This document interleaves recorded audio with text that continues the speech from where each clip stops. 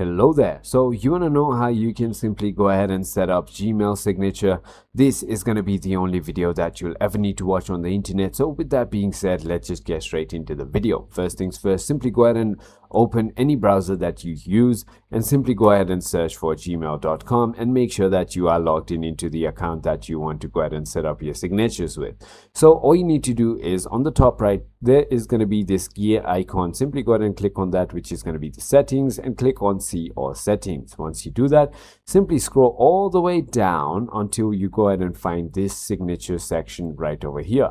Now, in order for you to go ahead and create a signature, simply click on create new and write your signature name. So work, for example, click on create, and now this is where you can simply go ahead and enter your labels right over here.